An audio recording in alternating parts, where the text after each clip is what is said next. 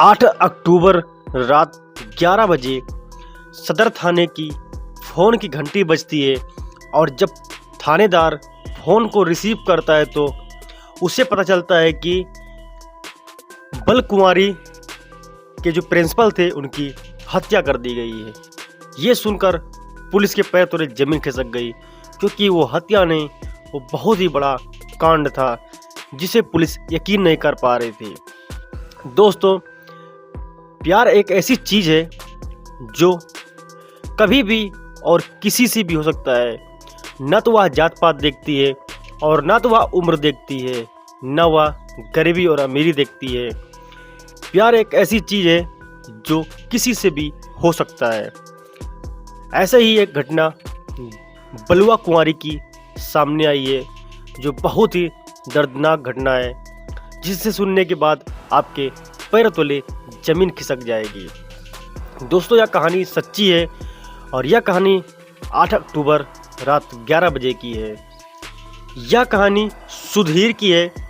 दोस्तों, सुधीर जो होता है वह पढ़ाई लिखाई में बहुत ही ज़्यादा तेज था। उसका एक ही सपना था कि वह पढ़ाई लिखाई करके बड़ा होकर वह एक बहुत ही बड़ा प्रिंसिपल बनेगा, और वह वैसे ही होता है। वह पढ़ लिख कर एक प्रिंसिपल बन जाता है और उसका पोस्टिंग जो होती वह बलुआ कुंवारी की एक स्कूल में हो जाता है, जहाँ पर वहाँ का प्रिंसिपल का वह नौकरी किया करता था। उसके बाद में वहाँ पर एक टीचर आती है जिसका नाम सुमन होता है। वह उससे प्यार करने लगता है और वो भी उससे बेइंतहा प्यार करने लगती है। उसके बाद दोनों शादी कर लेते हैं और शादी को करीब 8 साल बीत जाते हैं। 8 साल में उसको 2 बच्चे होते हैं, जो कि एक बच्चा 5 साल का होता है और एक बच्चा 3 साल का होता है। लेकिन बात यहाँ तक नहीं थी।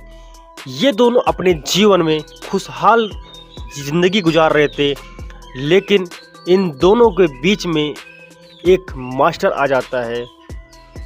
जो सुमन देवी होती हैं, वह अक्सर स्कूल पढ़ाने जाया करती थी और वहाँ पर एक टीचर की पोस्टिंग होती है। वह टीचर जो होता है उसका नाम होता है प्रशांत, और प्रशांत जो होता है वह सुमन देवी से प्यार करने लगता है। सुमन देवी भी उससे बेइंतहा प्यार करने लगती है।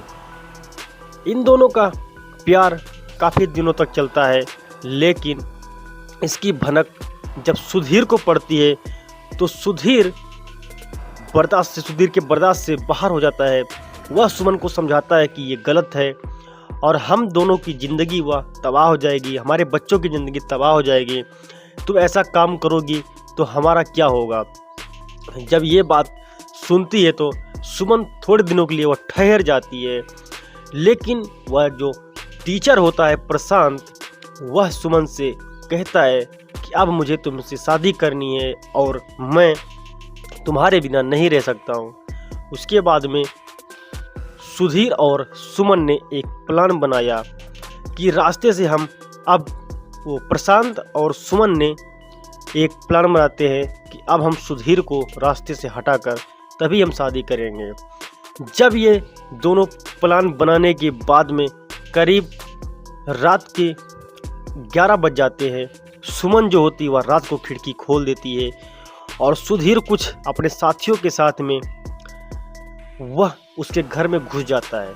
वह खिड़की खोल देती है, जिसकी वजह से वह घर के अंदर घुस जाता है और वह जो है उसको प्रशांत को वह जैसी अंदर देखती है तो वह जो है उससे बिस्तर से हटकर अलग हो जाती है और सुधीर को प्रशांत गोली मार देता है, जिससे कि उसकी मौके पर ही मौत हो जाती है। उसके बाद में वो सब वहाँ से फरार हो जाते हैं और सुमन देवी इस बात को टालने के लिए वह पुलिस को रात को 11 बजे फ़ोन कर देती है और वह सारी घटना बताती है। जब पुलिस उसके घर पर आती है तो उसे कुछ समझ में नहीं आ रहा था कि आखिर एक प्रिंसिपल का किसी से कैसे दुश्मनी हो सकता है। उसने सुमन और सुधीर की लव स्टोरी के बारे में जानना चाहा कि शायद कोई दुश्मनी होगी जिसके कारण इसकी मृत्यु हुई है या किसी ने इसको मारा है। वह जो है उसके लव स्टोरी के बारे में जाना उस पर तहकीकात की, लेकिन उसे कुछ पता नहीं चला। वहाँ के जो पुलिस ऑफिसर थे उन्हें एक सुराग मिलता है और जिसके बाद जो प्रशांत होता है उसको गिरफ्तार कर लिया जाता है और उसके बाद में सुमन देवी को भी इसके जुर्म में गिरफ्तार कर लिया। दोनों को अब जेल की सलाखों को पीछे डाल दिया जाता है। जो दोनों बच्चे होते हैं उनको वह जो सुधीर उसके मम्मी पापा जो थे उसके घर भेज दिया जाता है और उसके बाद में यहीं पर वो कहानी ख़त्म हो जाती है।